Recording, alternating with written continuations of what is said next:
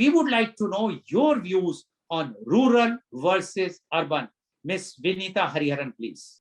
Thank you, Lal Goelji and Chandrasekhar Pranji for sharing the panel with us today. It's indeed an honor to share the panel with such esteemed speakers, and we hope that Dr. Anand Bose will also join us in a short while. So as always, Goelji, it's a pleasure to be in your show.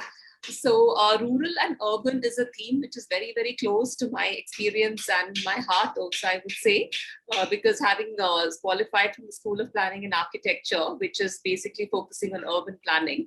And then subsequently through my work, I've been working with the rural sector also quite a lot and on a very intense and large scale mission, which I'll talk about in the lecture today. So like you said, you had mentioned the various definitions of urban and rural. So today, the definition that is followed in India for demarcation by the administrative structures for rural versus urban is the census definition of minimum population. Urban area is defined actually as a minimum population of 5,000 and 75% and above of male working population engaged in non-agricultural work, and the density of at least 400 persons per square kilometer. So this is a definition which was set some time back. And so there is a discussion and debate on, or there is a move also to revise this entire definition of an urban area. And but besides that, having said that, the definition that's being followed today is still the census definition of an urban area, and rural area is all except this urban. So 1 minus urban is rural. So there's no actually a definition of a rural area per se in our administrative dictionary. So we start from there in terms of demarcating rural versus urban missions, which the government of India has recognized, and they are trying to entire definition itself.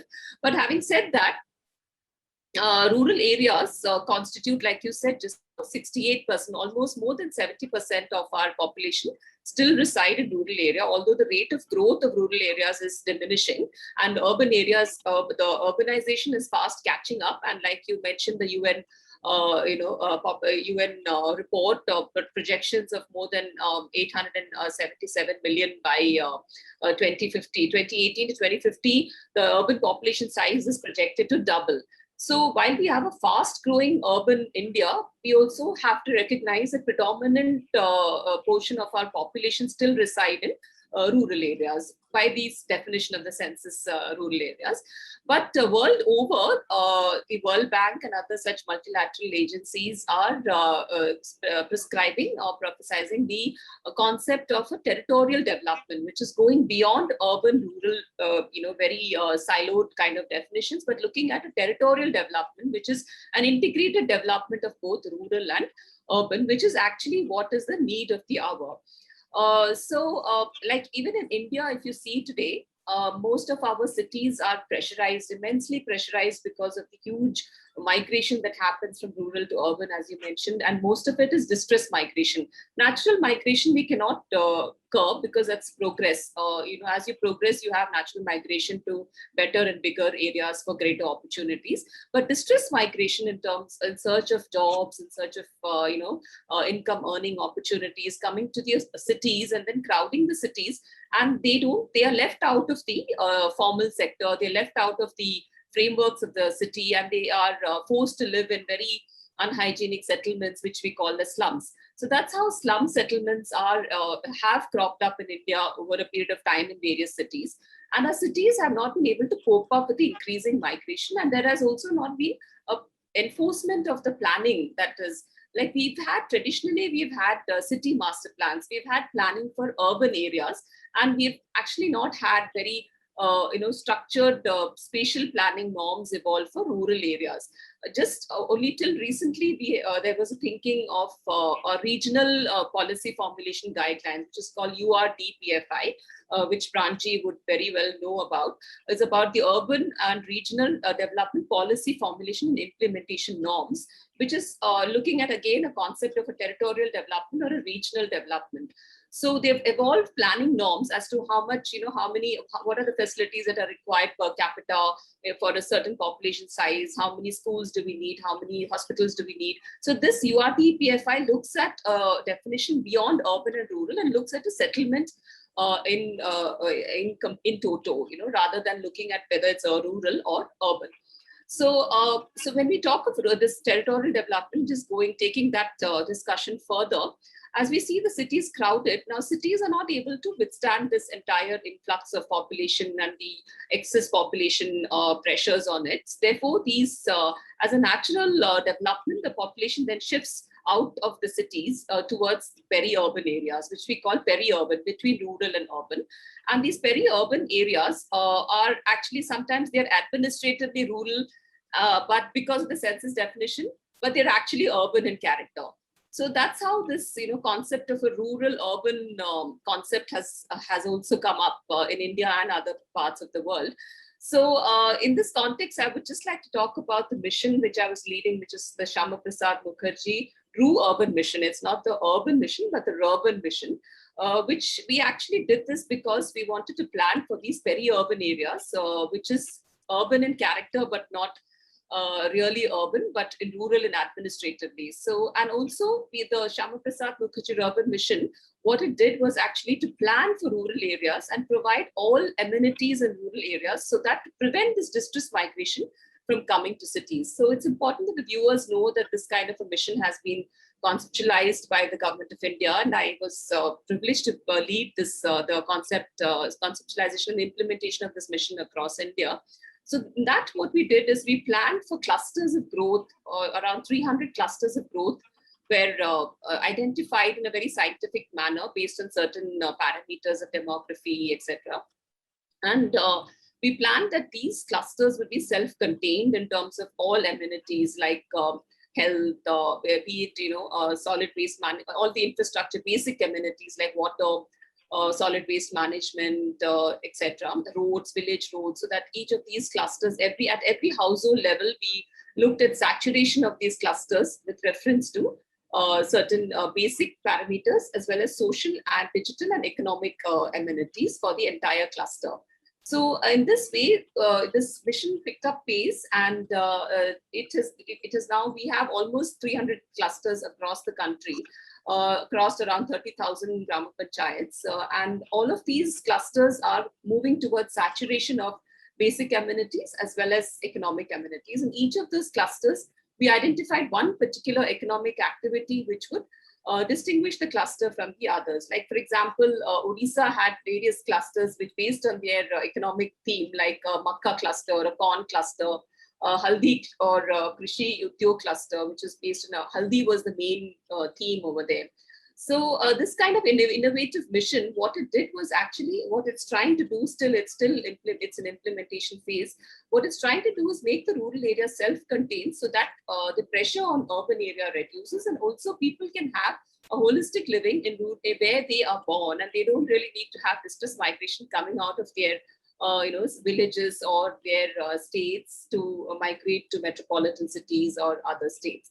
So that was the idea of the National Urban Mission. So such kind of missions, I think, should be scaled up.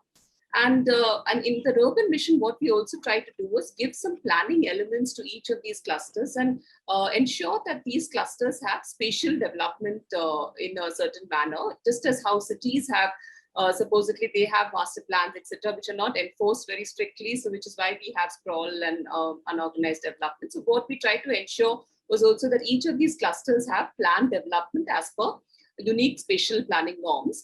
And we were also looking at having a urban, RURBAN, a urban administrative structure, something between rural and urban areas also. But that didn't go well because a lot of administrative, resistance was there from the rural administrative bodies in urban. They didn't want to break the or rock the boat, so to speak. They didn't want to go beyond what is actually happening already, which they thought it would create a lot of confusion. But there is a need for actually defining peri-urban areas also in our country. And another aspect that I would like to bring forth is that rural areas, many of them want to be administratively rural because most of the Government of India funds are going towards rural areas, which is rightly so.